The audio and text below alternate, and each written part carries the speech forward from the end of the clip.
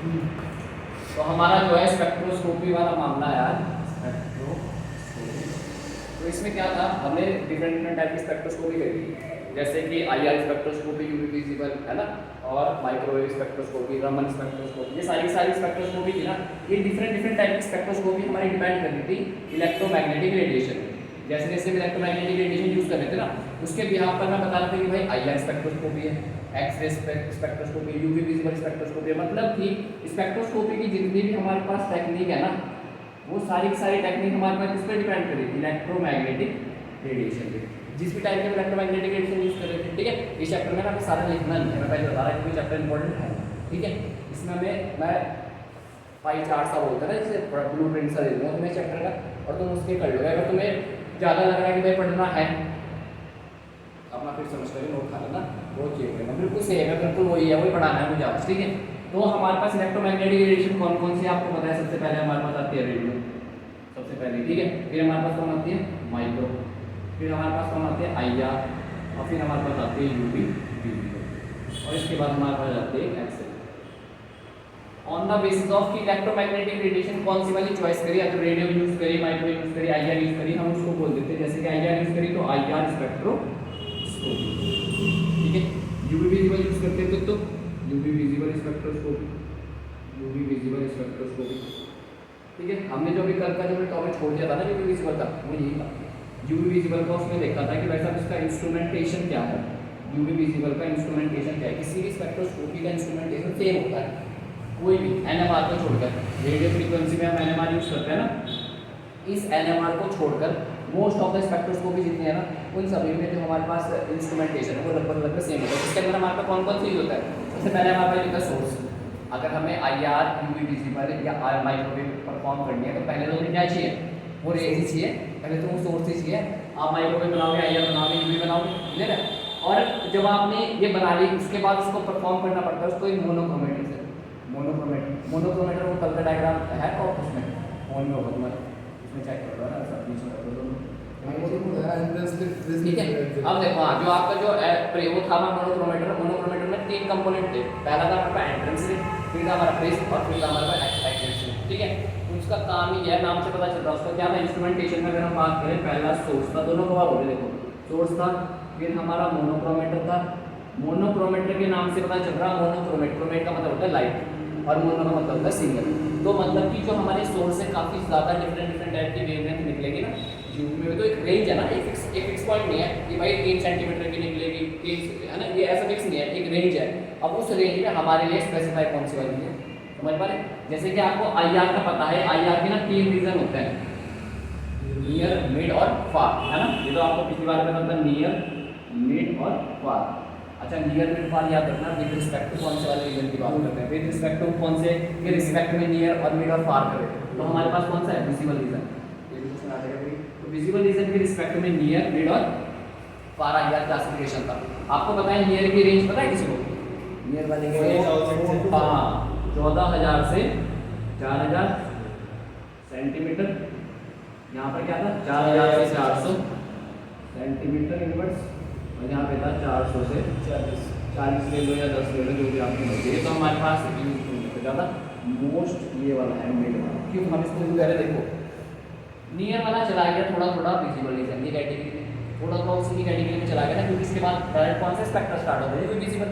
और इधर वाला चला गया तुम्हारा माइक्रोवेव में। तो प्योर IR पता है कौन सा है, सिर्फ मिड वाला है, प्योर IR मिड वाला है। और इसी की वजह से इस मिड वाले में ही, इस मिड वाले में आपको कौन कौन से रीजन आते हैं, एक आपके पास आता है फिंगरप्रिंट रीजन, फिंगरप्रिंट रीजन, और दूसरा आपके पास आता है इसमें functional group region, functional group region.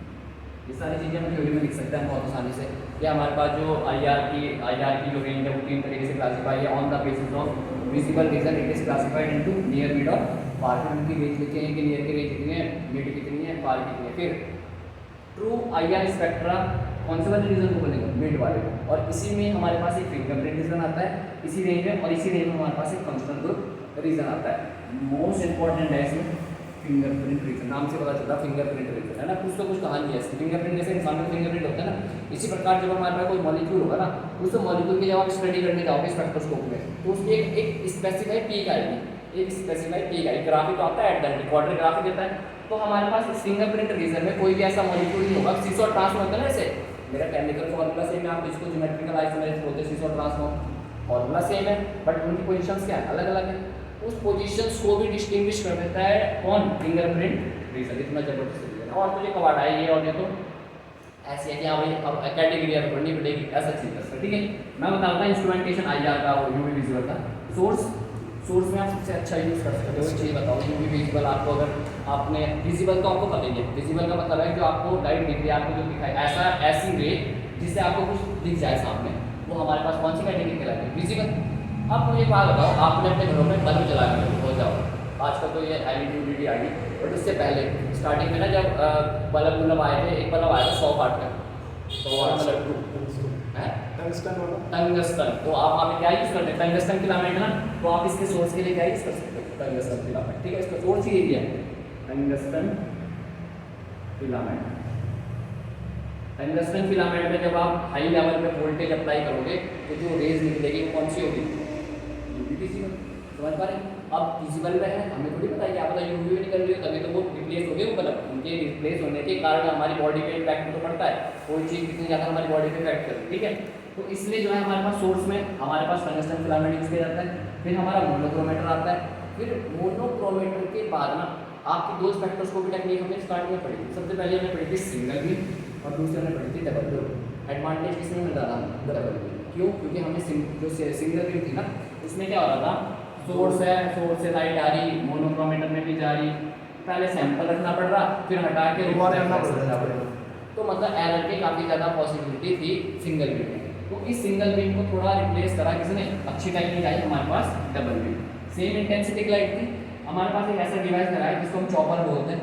एक चॉपर लगाया, उसने जो है दो लाइट बना दी सेम इंटेंसिटी, ये आता है सेम इंटेंसिटी की ही बनेगी। ठीक है, एक जाएगी सैंपल पे और दूसरी जाएगी रेफरेंस पे। अब जो ऊपर नीचे हो सकता है कोई मैटर नहीं है, सैंपल नीचे ले गया, रेफरेंस पे आपको मैटर। ठीक है, तो या इसमें क्या, इसमें कोई दिक्कत नहीं है। इसमें कोई दिक्कत क्यों नहीं है, क्योंकि इसमें हमारे पास दो बीम डायरेक्टली हमारे पास आ रही है, और हमारे पास जो फाइनल रिजल्टेंट आ रहा वो तो हमने रेफरेंस और सैंपल के बीच में जो वो हो रहा हमारे पास वेव का जो भी नेचर आ रहा वही तो डिटेक्ट करता है। डिटेक्टर पहले सैंपल पे जाएगी, फिर रिफरेंस उस पर जाएगी, रेफरेंस पे, क्लियर है। और फिर यहाँ से जो भी हमारे पास डाटा निकल के आएगा, ये हमारे पास फिर से मिरर लगा रखते हैं यहाँ पे जो रिफ्लेक्टर का काम करता है लाइट को। और फिर यहाँ पे फिर से चॉपर आ गया, यहाँ पे हमारे पास एक एम्पलीफायर का यूज़ होता है। एम्पलीफायर का यूज़ हर जगह नहीं होता, नाम से पता चलता है एम्पलीफायर का यूज़ होता है किसी चीज़ को एम्पलीफाई करना, बड़ा करना, है ना। आपने एक चीज़ को अपने क्लास 12 में पढ़ी होगी, rectifiers, half wave rectifier, full wave rectifiers. तो वहाँ पर एक एम्पलीफायर बढ़ के आया हुआ। एम्पलीफायर का मतलब होता है कि अगर आपके पास सिग्नल इतना सा आ रहा, बहुत ज़्यादा लो सिग्नल आ रहा और आपने डीजे में सुना हुआ एम्पलीफायर, है ना, तो वो एम्पलीफायर का मतलब होता है गाने की आवाज़ को बहुत ज़्यादा और ज़्यादा लाउड करना, किसी चीज़ को लाउड करना। एम्पलीफायर का मतलब लाउड करना। तो अगर आपके पास सिग्नल ऐसा आ रहा तो उसको इतना देगा। ठीक है, उसी यहाँ पर होता है एम्पलीफायर का यूज़ स्पेक्ट्रोस्कोपी में से होता है कि सिग्नल डिटेक्ट ना किया जा रहा। सिग्नल डिटेक्ट हो गया हमारे पास। सिग्नल डिटेक्ट होने के बाद एट द एंड हमारे पास डिटेक्टर होता है। डिटेक्टर हमारे पास काफ़ी तरीके के होता है, but most of the time UV में हमने नाम लिख दिया वहाँ पे फोटो मल्टीप्लाई ट्यूब हुआ शायद से, है ना, फोटो मल्टीप्लाई ट्यूब्स या फोटो ट्यूब्स। ठीक है, ये हमारे पास यूज़ किए जाते हैं एज अ डिटेक्टर। अब इसमें कैसे काम करते हैं ये हमारे पास नहीं है कि डिटेक्टर कैसे बनते हैं। ठीक है, जितना मैंने बताया इतना ही उसकी क्रियाविधि है, A to Z वर्किंग है उसकी, इंस्ट्रूमेंटेशन है। ठीक है, और सेम हमारा IR में भी है, सेम रखना है। सोर्स की जगह बस यहाँ पे क्या जाएगा IR में हम यहाँ पे सोर्स पे टंगस्टन तो नहीं ले सकते, यहाँ पे हमें कुछ और लेना पड़ेगा, तो हम यहाँ पे डिस्कस करेंगे। ठीक है, क्लियर है, क्लियर है ना, कल का पोर्शन खत्म हो गया, इतना ही था। ठीक है जी, अच्छा अब यूवी अपना IR पे आ रहे हैं। हमारे पास यूवी खत्म हुई, अब हमारे पास IR जो भी हमने वो पाथोक्रोमिक शिफ्ट करा था ना, हिप्सोक्रोमिक हाइपरक्रोमिक, वो सारी की सारी किस कैटेगरी की, यूवी विजिबल। सेम। अच्छा मुझे एक चीज़ बताओ, जब मैं किसी सैंपल पे यूवी विजिबल देख रहा हूँ तो मेरे पास कौन सी ट्रांजिशन होती थी, इलेक्ट्रॉन, है ना, electronic transition. UV visible for electronic transition, clear है ना। और इलेक्ट्रॉनिक ट्रांजिशन में हमने पढ़ा था ना, sigma star, pi star, N, है ना, वो सारे इसी कैटेगरी में। हमने पिछले वाले चैप्टर में पढ़ा, मतलब कि वो डायरेक्टली एनालिसिस के साथ रिलेशन है, मतलब उसके काम। ठीक है, आपके पास ये सारी स्ट्रक्चर्स हो गया, आपने यूवी पढ़ ली। अब हमें इस चैप्टर में जो है हमें क्या पढ़ना है, आईआर, पूरी आईआर पढ़ लिया। आईआर में भी हमें थोड़ा इंट्रोडक्शन तो पता चलेगा कि आईआर का मतलब होता है क्या होता है, इंफ्रारेड, क्या बोलते हैं इंफ्रारेड, कहाँ देखी हुई इंफ्रारेड? देखिए आज तक जिंदगी में इंफ्रारेड, इंफ्रारेड लाइट कहीं तो देखी होगी। वो जो आपने वो देखे अपने जो आपके घरों में होते थे रिमोट, वो जिसके अंदर से वो निकलती है वो कहीं से भी ऐसे और कहीं भी ऐसे करो चल जाती है। वो इंफ्रारेड का कि आप लोग वाले दरवाजे देखे होंगे, कौन से वाले जो मॉल्स में लगे होते हैं ना ऑटोमेटिक खुल जाते हैं, वो भी आपके इंफ्रारेड का पार्ट करता है, उसमें भी इंफ्रारेड के यूज होता है। ठीक है, तो इंफ्रारेड काफ़ी जगह देखी हुई आपने। ठीक है, तो इंफ्रारेड स्पेक्ट्रोस्कोपी में होता क्या है, जब आप किसी सैंपल पे आईआर रेडिएशन दे दोगे तो उसमें कहाँ चेंज होता है, उसमें कौन से वाले लेवल्स में चेंज होता है इंफ्रारेड का? वाइब्रेशनल लेवल्स पे। ठीक है, ये किसमें चेंज करता है? वाइब्रेशनल लेवल्स पे, वाइब्रेशनल लेवल्स पे। ठीक है, वाइब्रेशनल लेवल्स पे। ठीक है, वाइब्रेशनल लेवल्स को हम V से रिप्रेजेंट करते हैं। ठीक है, और यहाँ पे हमारे पास इलेक्ट्रॉनिक चेंज था या इलेक्ट्रॉनिक लेवल्स में चेंज था, इसको हम M से रिप्रेजेंट करते हैं। ठीक है, ठीक है ना। आईआर सबसे पहले हम सैंपल पे करेंगे। आईआर का जब प्रिंसिपल लिखोगे तो क्या लिखोगे इसको कि भाई IR when IR fall on a sample then the samples vibrational level may change। ठीक है, electron jump from lower vibrational level to upper vibrational level. ठीक है, तो इस प्रकार की जो भी फिनोमेना अगर होगा तो हमारे पास किसी स्पेक्ट्रोस्कोपी में आएगा आईआर।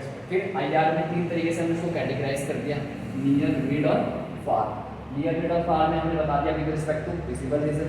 फिर हमने इनकी रेंज ये तो याद कर लिया, इसमें कोई नहीं है कि कहाँ से आई क्यों आई। ठीक है, कहाँ से आई क्यों आई इसका कोई वो नहीं है, इसका कोई, बट हाँ इसको याद कर लो रटो से 14,000 से 4,000, 4,000 से 400 याद रखना है। डाटा सेंटीमीटर इन्वर्स में है। ठीक है, कहीं कहीं डाटा आपको म्यू में दिया हुआ है, एंगस्ट्रॉम में दिया हुआ है, वो कन्वर्जन है। आप एक फिक्स क्राइटेरिया फिक्स पकड़ लो अपना कि हमें सेंटीमीटर में ही पढ़ना है, तो सेंटीमीटर में ही पूरा चैप्टर हमें सेंटीमीटर में ही डील करना होगा, कहीं पे एंगस्ट्रॉम नहीं आएगा। ठीक है, तो सेंटीमीटर इन्वर्स का डाटा 4,000 से 400 और 400 से 40 भी हो सकता है, 10 भी हो सकता है, थोड़ा बहुत चेंजेस चल सकता है। ठीक है, कोई ऐसे घबराने वाली बात नहीं है। ठीक है, इसमें भी सबसे मिड वाला रीजन उसको बोलते हैं फिंगरप्रिंट रीजन, और इसी रीजन में एक और कैटेगरी आती है जिसको बोलते हैं फंक्शनल ग्रुप रीजन। दोनों के नाम से पता चलता है फिंगरप्रिंट रीजन वो होने वाला है जहाँ पर हमारे पास एक स्पेसिफाइड पीक आएगी किसी ना किसी एक मॉलिक्यूल।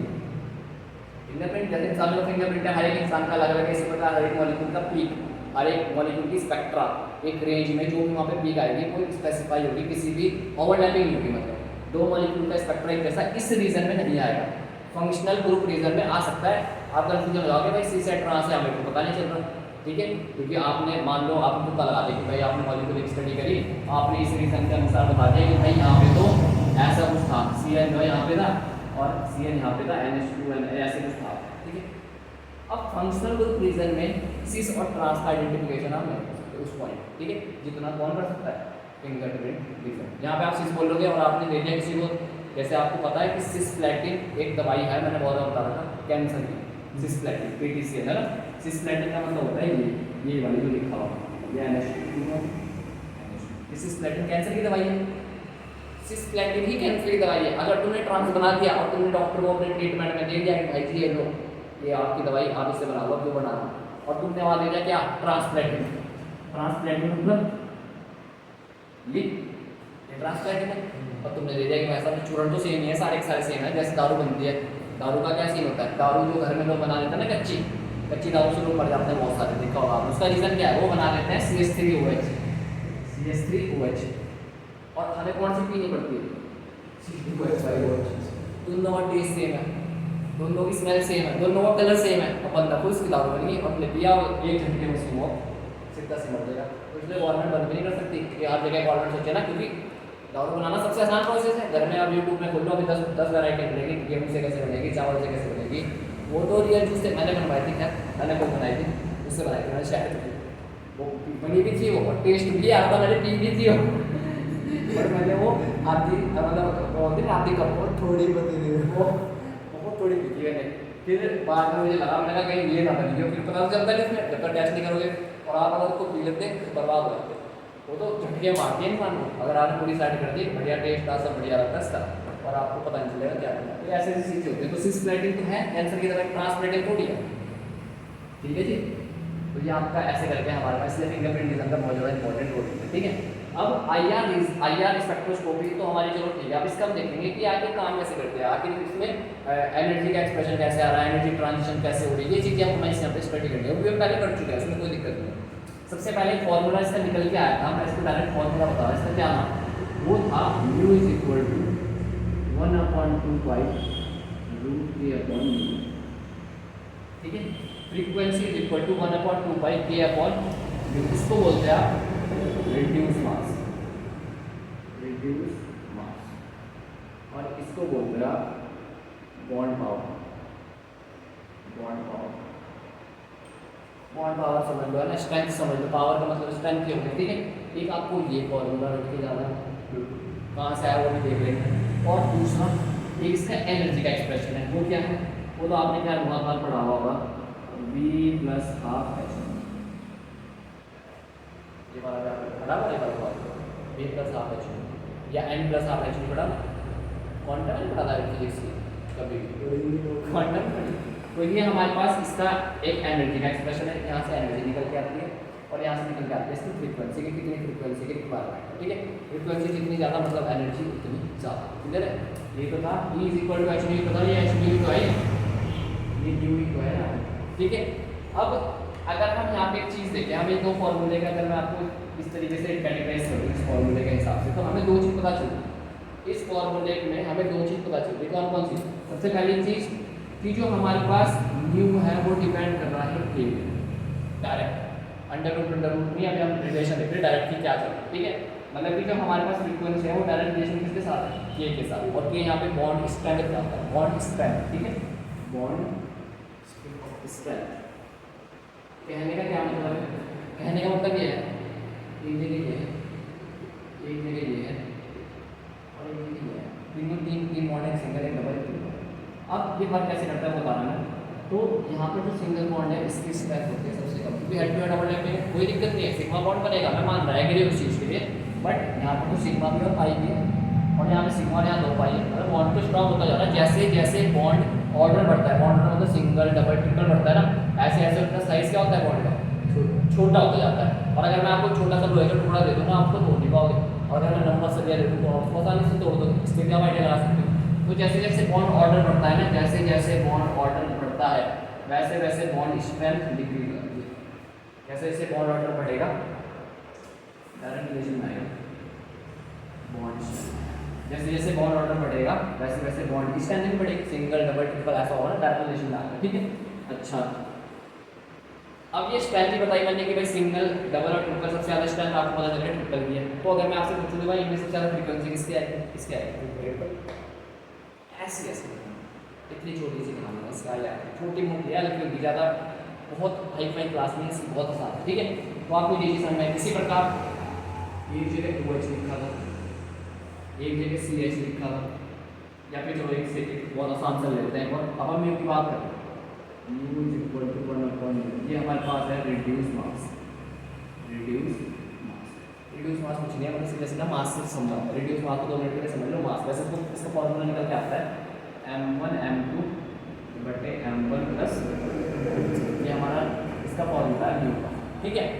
इसको छोड़ो, ये हमें देना है, हमें कहा अगर मास इंक्रीज हो गया ना जी, अगर मास इंक्रीज हो गया तो भाई फ्रीक्वेंसी डिक्रीज हो, सीधी बात क्या करना। अब अगर आप मुझसे पूछूँ कि एक जगह कार्बन है हाइड्रोजन है और एक जगह कार्बन है और ड्यूटेरियम है, मतलब कि एक जगह हाइड्रोजन को क्या बोलते हैं 1H1 और ड्यूटेरियम को बोलते हैं 1H2, मास बढ़ गया, एटम मास बढ़ गया ना इसका यहाँ पे। तो अगर मैं पूछूँ कि भाई किसकी फ्रीक्वेंसी ज़्यादा है तो ये कहानी है, बट एक और रिलेशन, एक और जैसे मैं आपको जगह बता रहा था, एक जगह इसका उल्टा लॉजिक लगता है थोड़ा सा, मैं बताता हूँ। यहाँ पे जैसे कि ये है CH MH OH और FH, ठीक है। आप देखो अगर आप यहाँ पे कार्बन और हाइड्रोजन को देखो, नाइट्रोजन को देखो, ऑक्सीजन को देखो और फ्लोरीन को देखो, तो देखो सीधी सीधी बात है, इन तीनों में हाइड्रोजन तो सेम है, हाइड्रोजन तो क्या सबका सेम है, 1H1 सब में 1H1, चेंज कहाँ हो रहा, carbon oxygen nitrogen fluorine, electronegativity एक चेंज हो रहा है, ठीक है। और क्या चेंज हो रहा, मास भी तो चेंज हो रहा, मास इंक्रीज हो रहा, मान रहे इस चीज को। तो अगर इनका मास इधर की साइड जाने पर, नीचे की तरफ जाने पर मास इंक्रीज हो रहा, तो सबसे ज्यादा फ्रीक्वेंसी किसकी आएगी, ऊपर वाले, क्लियर है ना। मतलब कि ऑर्डर इसका कुछ ऐसे होगा कि अगर मैं इसको 1 नंबर दे दूँ, इसको अगर मैं 1 नंबर दूँ, इसको 2, इसको 3 और इसको 4, तो ऑर्डर ये होगा फ्रीक्वेंसी का, क्लियर है। बट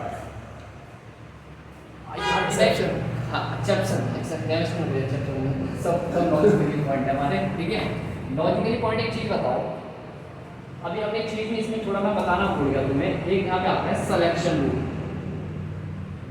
सिलेक्शन रूल हर एक चीज का क्राइटेरिया होता है। अब आजकल आपको नौकरी चाहिए तो आपको सिलेक्शन प्रोसेस को फॉलो करना पड़ेगा। और यहाँ पे इसी प्रकार अगर आपको आईआर परफॉर्म करवानी है ना, तो आईआर परफॉर्म कराने के लिए पहले कुछ ना कुछ के क्राइटेरिया है कि भाई आप अगर इसको फुलफिल कर रहे हो तभी मैं आपका इंस्पेक्टर दूंगा, वरना नहीं। ये आईआर की कंडीशन है। इसका भी होता है माइक्रोवेव का, इसका भी होता है, सबका सिलेक्शन रूल होता है अपने आप। ठीक है, यहाँ पे आपका सभी डेसिमल वालों ने करा था तो लैम्पोर्ट और स्प्रिंगर लेवल वाले, यहाँ पे इसका भी आपने नहीं करा, तुम्हारे पास नहीं था। आईआर के दो सिलेक्शन रूल याद रखना चाहिए। पहला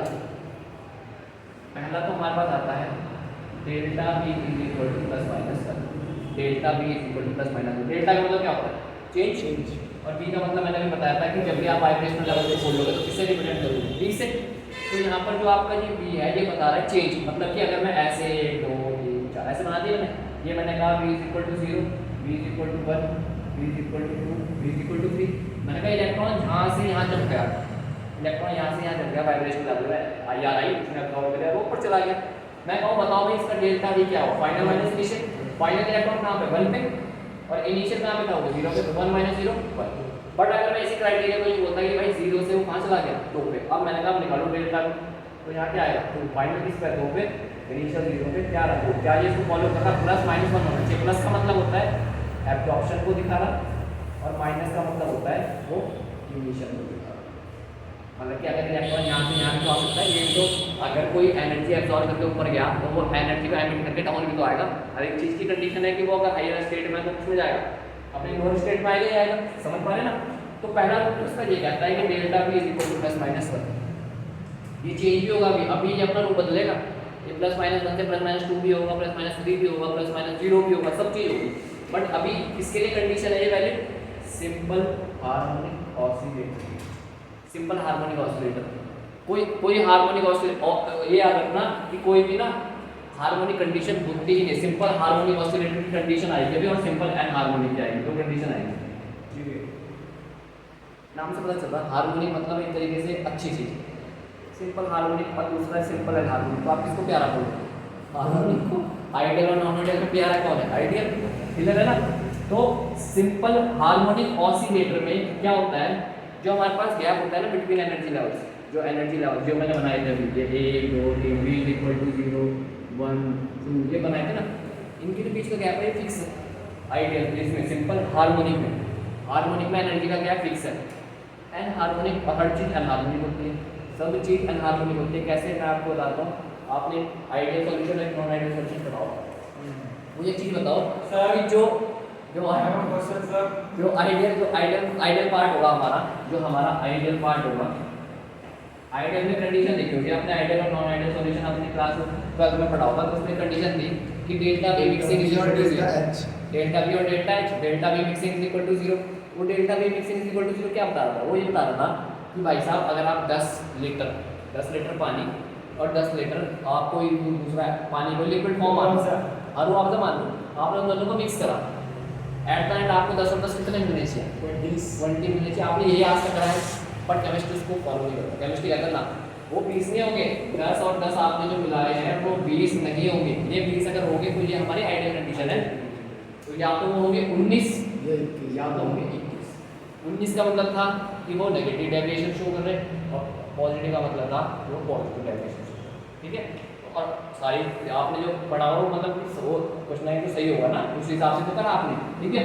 तो इसलिए हार्मोनिक कोई कंडीशन नहीं होती। अब हार्मोनिक क्या कहता है? हार्मोनिक ये कहता है कि भाई साहब सुनो, अगर आप किसी जो एनर्जी गैप है ना इनके बिटवीन 0 1 2 3, ये टाइम के साथ साथ धीरे धीरे क्या होते रहेंगे? डिक्रीज होता है। इनका जो गैप है ना बीच का, पहले का इतना गैप है दूसरा एनर्जी लेवल का, मतलब कि ये एक एनर्जी गैप है, ये दूसरा एनर्जी गैप है, ये तीसरा, तो मतलब कि धीरे धीरे जो एनर्जी गैप है वो किस तरफ जाएगा?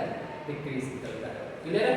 तो यहाँ पे जो डिक्रीमेंट आएगा, अब एक चीज़ बात बताओ मुझे, अगर यहाँ पे ये डिक्रीमेंट आ रहा, अभी इलेक्ट्रॉन यहाँ से जंप कर रहा था, अब जैसे जैसे वो डिक्रीमेंट आएगा, देखो इसको यहाँ समझो,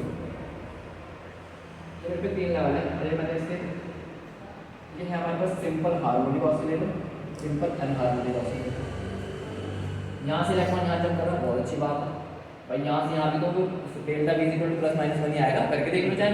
अगर कोई बी इक्वल टू 1 से बी इक्वल टू 2 जा रहा है और अगर आप यहाँ पे डेल्टा V निकालोगे तो दो में से एक क्या, एक ही तो आना, सिलेक्शन रूल तो भी फॉलो हो रहा, मतलब यहाँ पे भी ट्रांजिशन हो सकता है अगर इलेक्ट्रॉन यहाँ है तो।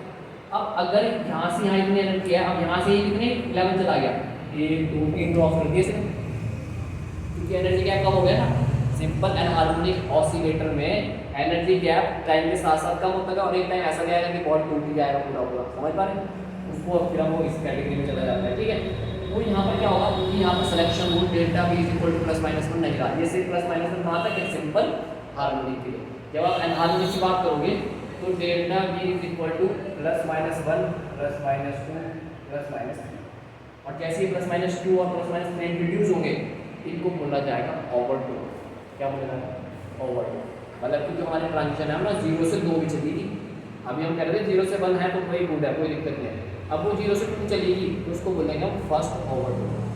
अगर 0 से 3 चला गया तो सेकंड ओवरडोज। इसी प्रकार एक और चीज़ आपके इसमें फॉलो कर, ये सारी चीज़ें आपको लिखनी है, अभी हम पूरा सारा चीज़ें लिख लेंगे, कोई इसमें दिक्कत नहीं है, ठीक है। मजा आ रहा है, ठीक चल रहा सारा मामला, क्लियर आ रहा है, पुराना ही है वैसे तुम्हारा लगभग, नई चीज़ हमारे पास भी आई। अच्छा, पहला सिलेक्शन रूल मैंने बता दिया डेल्टा V वाला। दूसरा बहुत इंपॉर्टेंट, सबसे इंपॉर्टेंट, बल्कि वो पहला होना चाहिए था, दूसरा उसका नाम है हमारे पास कि जो हमारे पास IR मॉलिक्यूल होंगे, अगर मैं कोई सैंपल आपको दूँ कि H2, मैंने कहा भाई दो H2 है मेरे, एक CO2 है और एक आपके पास है Cl2, एक आपके पास है HCl। अब मैंने कहा बताओ भाई इनका ना IR स्पेक्ट्रम निकालना, मैंने निकालते हैं तुम सबको ले गए कहाँ पे, लैब में। जब तुम लैब में लेके गए तो यहाँ पे जो वाला सिलेक्शन रूल है इसने अड़ंगा डाल दिया। इसका क्या कहना था, इसने कहा था अगर आपके पास कोई मॉलिक्यूल है, बिल्कुल आप ले जाओ मेरे पास, परंतु उसकी कंडीशन ये आई जाती है कि जब IR उस सैंपल पे गिरे, स्टार्टिंग में उस पर डाइपोल ना हो, स्टार्टिंग में उस पर दो पोल ना हो, बट ये थी ना जो ये वाली कंडीशन थी माइक्रोवेव की कंडीशन ये है कि आपको स्टार्टिंग में ही, मतलब उसको कुछ नहीं गिरना चाहिए, स्टार्टिंग में ही जब आप उसको लेके आओ ना तो उस पर दो पोल पहले क्रिएट हो गए, जैसे कि HCl मॉलिक्यूल है, आपको पता है पॉजिटिव तरफ है Cl, दो पोल पहले चाहिए इसे, माइक्रोवेव को पहले चाहिए, बट IR इसमें थोड़ी सी डिग्री देता है, तो कहता है भाई पोल तो मुझे भी चाहिए, बट तुम स्टार्टिंग में ला रहे कोई दिक्कत नहीं, बट जब IR उस सैंपल पे गिरे, जब IR उस सैंपल पे गिरे तो वहाँ पर दो पोल क्रिएट हो जाने चाहिए, अगर पहले तुम नहीं करता, जैसे CO2 मॉलिक्यूल देखो C डबल बॉन्ड O ऐसे होता है। आपको पता है अगर आपको डाइपोल निकालो स्टार्टिंग में क्या होगा, ये पॉजिटिव है ये नेगेटिव है, तो आपको पता है पॉजिटिव वाला साइन इधर आता है, नेगेटिव वाला साइन इधर चला जाता है, ऐसा डाइपोल का, और ये इधर जाएगा और ये इधर जाएगा, ओवरऑल क्या निकल जाएगा डाइपोल 0। तो स्टार्टिंग में इसका कुछ भी पोल पाल नहीं है, तो इस टाइम पे अगर आप इसको माइक्रोवेव में लेके जाओगे तो माइक्रोवेव इसका कोई डाटा नहीं देगा, क्यों, क्योंकि आपको स्टार्टिंग में डाटा चाहिए था। बट जब आप IR में लेके गए, IR जब इस पर गिरे, IR जब इस सैंपल में गिरे तो अब ये दो पोल अगर जबरदस्ती क्रिएट कर जाए, IR गिरने की वजह से ये मॉलिक्यूल दो पोल बना दे जबरदस्ती के, तो भाई साहब इस पॉइंट पे ना ये हमारे पास जो IR हुआ वो एक्टिव मॉलिक्यूल कहलाएगा, IR एक्टिव, क्लियर है। अब कैसे क्रिएट होंगे अब हम बोलेंगे, ठीक है, क्लियर है। पांच चीज क्या बोला है, मतलब कि डाइपोल तो यहाँ नीचे है, इंपॉर्टेंट कंडीशन है डाइपोल का, मैं इसमें यहाँ से लिंक कर रहा हूँ। हमने कहा था कि पहला सबसे ज़्यादा, दूसरा सबसे ज़्यादा, तीसरा सबसे ज़्यादा, बट मेन कंडीशन इसकी क्या है, डाइपोल। अब मुझे बताओ सबसे ज़्यादा डाइपोल वाला कौन से वाला है, सबसे अच्छा डाइपोल F है, सबसे इलेक्ट्रोनेगेटिव एलिमेंट कौन होता है पूरी पीरियड में, F से ज़्यादा तो कोई है ही, और सबसे ज़्यादा डाइपोल अगर ये सबसे इलेक्ट्रोनेगेटिव है तो ये तो नेगेटिव बन गया, और ये क्या बन गया, हाईली पॉजिटिव या हाईली नेगेटिव होगा, ये हाईली पॉजिटिव हो गया, मतलब सबसे ज़्यादा डाइपोल यहाँ क्रिएट होगा। अब कंडीशन IR की ये नहीं है कि भाई मास मूस तो बाद में आया ना, सबसे पहले बेचारे की कंडीशन ये है कि डाइपोल बना दो, और तुमने यहाँ डाइपोल बढ़िया वाला दिख रहा है, तो वो मास मूस का क्राइटेरिया को कर देगा, डोमिनेट हटा देगा उसे, और डोमिनेट कौन हो जाएगा यहाँ, डाइपोल वाला, तो उसकी वजह से चौथे का सबसे ज़्यादा आएगा, फिर तीसरे का, फिर दूसरे का, और फिर पहले का। याद रखना डाइपोल अगर आ गया ना, मास मूस गए ऐसे तैसे में, फिर अगर जैसे ये वाला था कि कार्बन के साथ इलेक्ट्रोनेगेटिव एलिमेंट आ गए वहाँ पे, हाँ, तो फिर इनका होगा, जो होगा फिर ये करेंगे रोल प्ले, फिर ये मास स्ट्रेंथ सब गया ऐसे, समझ पा रहे, क्लियर हो गया। तो ये चीज़ है। अब जैसे अगर मैं ये पूछूँ कि एक कार्बन हाइड्रोजन एक कार्बन ड्यूटेरियम है, एक कार्बन हाइड्रोजन एक कार्बन ड्यूटेरियम, अब यहाँ पे तो सब कुछ सेम है ना, यहाँ पे तो आप मास का क्राइटेरिया लगाओगे, यहाँ पे तो मास का क्राइटेरिया लगेगा ना, क्योंकि यहाँ पे तो सेम ही है ना सारी चीज़ें, क्लियर है। ये सारी चीज़ें हमें इसको अब हमें ये करनी है कि भाई ये कैसे डेवलप करनी है, ये सारी चीज़ें हमें करना है, कंप्लीट बता दिया। एक चीज़ रहेगी इसमें जो बहुत इंपॉर्टेंट है, ये वाली चीज़, ये डाइपोल क्रिएट कैसे करेगा, जब हम IR के सैंपल पे गिर रहे हैं, वो बेचारा पहले इनएक्टिव है, तो हमने उसको एक्टिव बना कैसे दिया? तो इसके लिए हमारे पास दो चीज़ें आती हैं। इसके लिए हमारे पास दो चीज़ें आती हैं। वो दो चीज़ें क्या हैं? अच्छा, एक और अभी वो तो करा देंगे। सिंपल हार्मोनिक करना है, ये फॉर्मूला सिंपल हार्मोनिक के लिए था। जब हम सिंपल हार्मोनिक की बात करेंगे तो फॉर्मूला चेंज होगा, क्योंकि वहाँ सिलेक्शन रूल भी चेंज हुआ, फॉर्मूला भी चेंज हुआ। वहाँ पे फर्स्ट ओवरटोन, सेकंड ओवरटोन सब आएंगे, वहाँ ऑर्डिनेट भी आएंगे वहाँ पे, ठीक है। अब देखो यहाँ पे कहानी क्या है। मैं बता रहा था कि वो पोल कैसे क्रिएट होंगे वहाँ पे जब आप IR के सैंपल पे गिरेंगे, तो उसको बोलते हैं टाइप ऑफ वाइब्रेशनल मोड। ये बहुत इंपॉर्टेंट है, टाइप ऑफ वाइब्रेशन।